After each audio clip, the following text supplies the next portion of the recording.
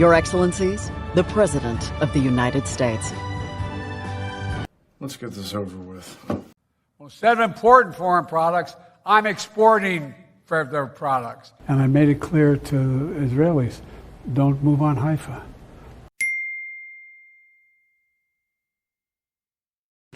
I'm Pittsburgh, and I really mean it. Are you ready to choose freedom over democracy? Because that's America. Yes. The idea was we hold these truths to be self-evident. But all men and women are created equal in the image of God, deserve to be treated equally throughout their lives. دروسة وممنهجة إلى علاقة قائمة على الأسس الاقتصاد والمجالات الثقافية والأمنية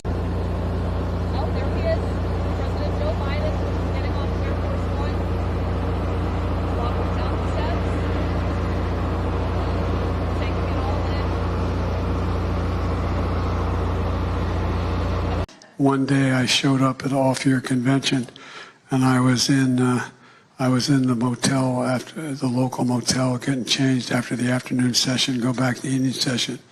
I'd come down with some young activists, a little older than me, but still young activists, who were involved in trying to reform the party.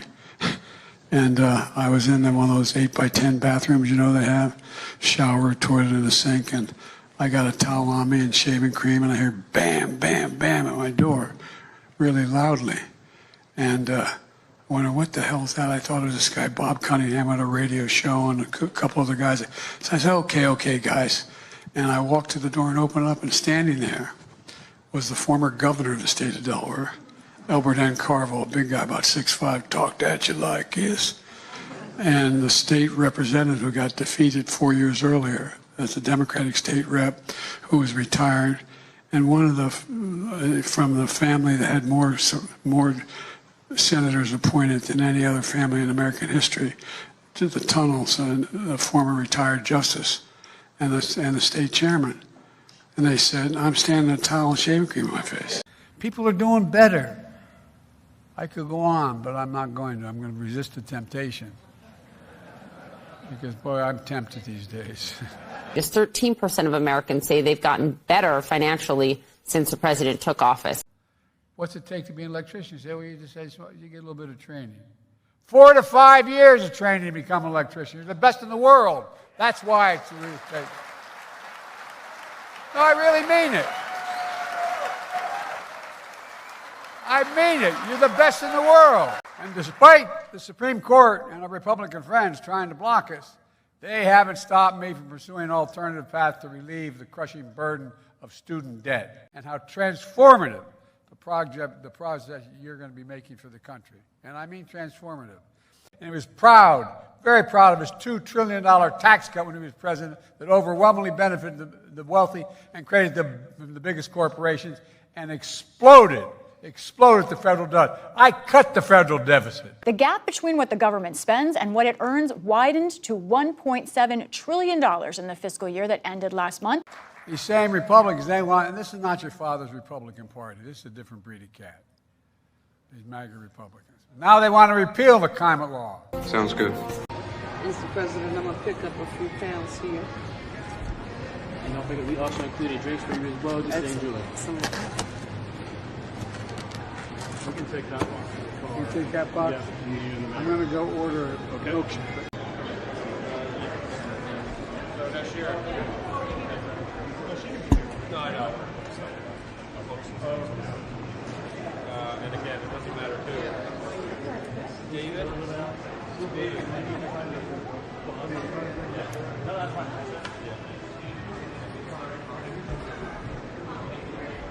You're going to do the hand. David, he's going to give you a tip too. Yeah. And what you got her, David, what you got her. Perfect. All right.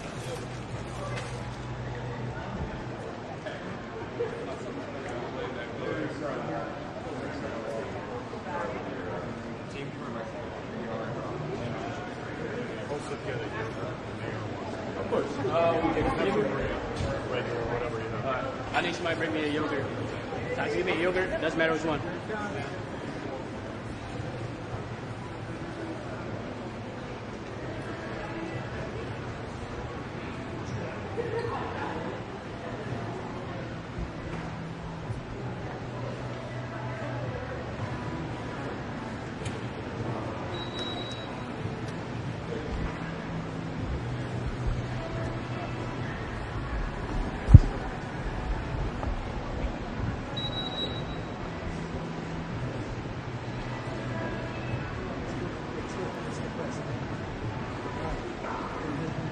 Hey. Hello, sir. How you doing today? Good. How you doing, man? Former President Trump has spent a lot of his time this year in a courtroom. He directly blames you, President Biden, as being responsible behind those prosecutions. How do you respond to that? His lack of ethic has nothing to do with me. I have not once talked to anyone in my administration about Trump's legal problems. A lot of them occurred well before I became president. And so I have nothing to do with that. Sure. The mayor and I are buddies. I told the mayor, and I mean it sincerely, the first outfit ever to endorse me as a 29-year-old kid running in a tough year for United States Senate, make me the second youngest man ever elected to the Senate, was a guy named Huey Carcella. And back in those days, we had a big steel workers. We had a lot of steel workers in Claymont, Delaware, where I was from, because they worked in Worth Steel Company. And I'll never forget coming to me and saying, we're going to get your help. And I came out to Pittsburgh, and steelworkers endorsed me. It changed everything. I've heard that before. We've met, and we decided it's time to endorse you for president, and we're going to put the USW membership behind you. Whoa.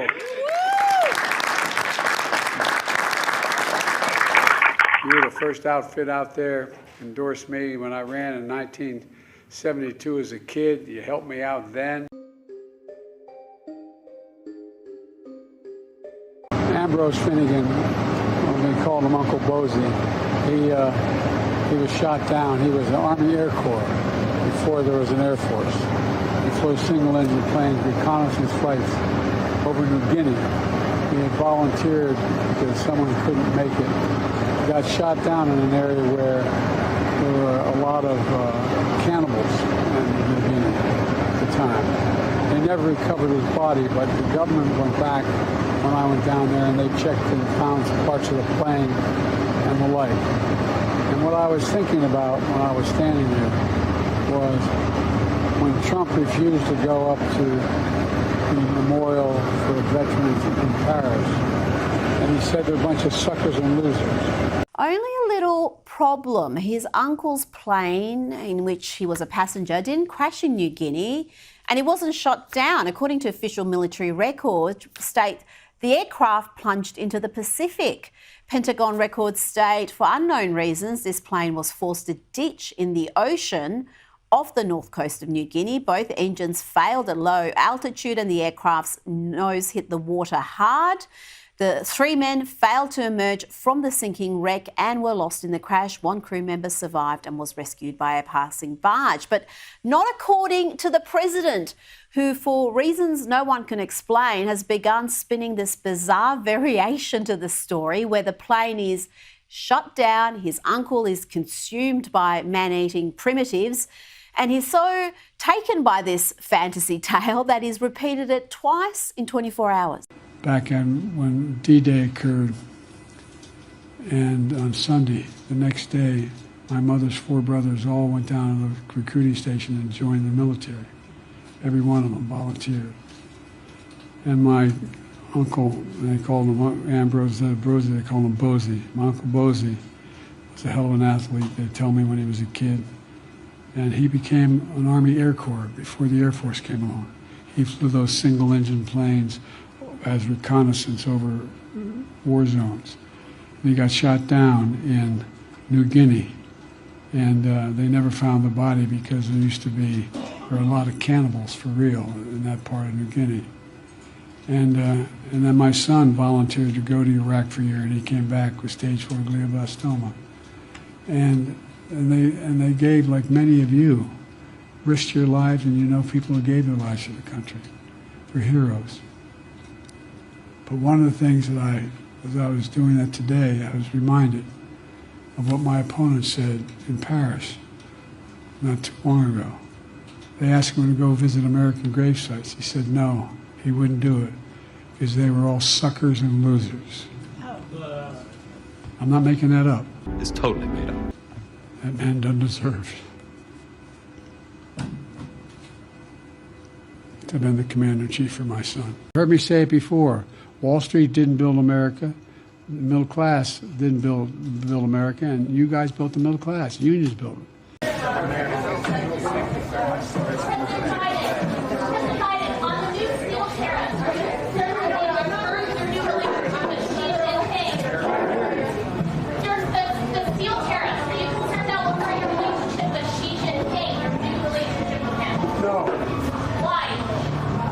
Don't jump. Iowa farmers have been crushed by his tariff war with China, and no one knows better than the folks in Iowa. He thinks that being tough is great. Well, it's really easy to be tough when someone else absorbs the pain. My mom didn't live in Scranton since she was 1954.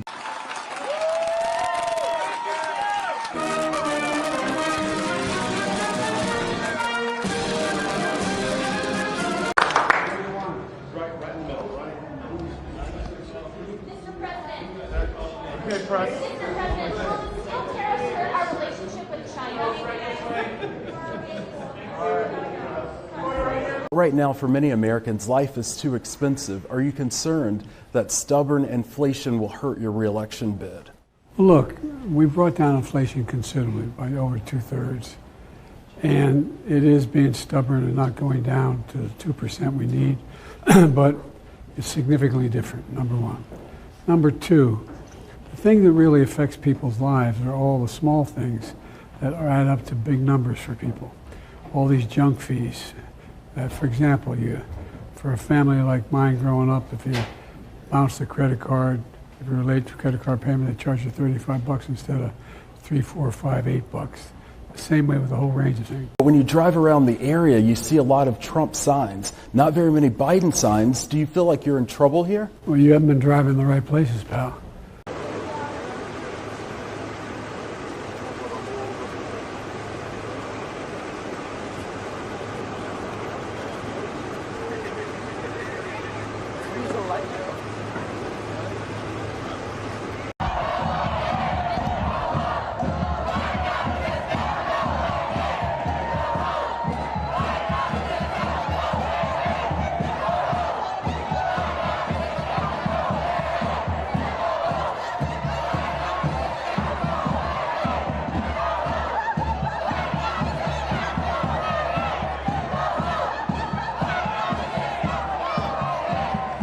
I've been to every single of the toss-up states so far.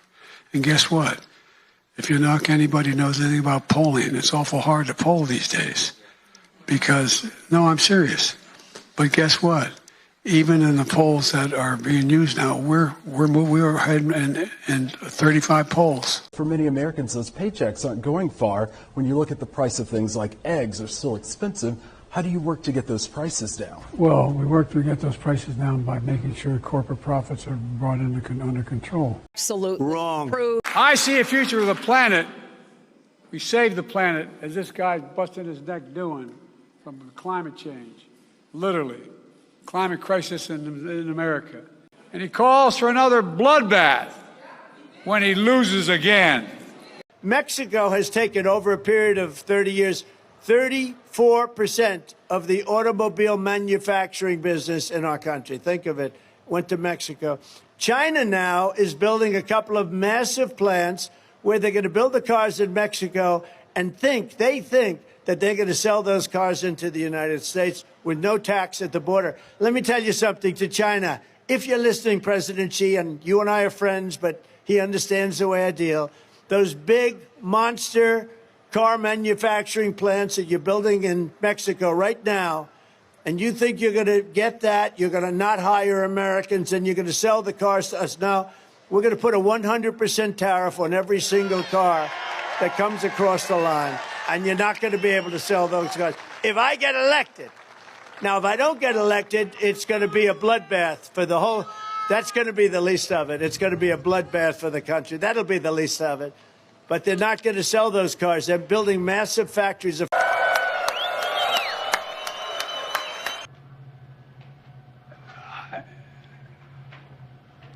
Wait.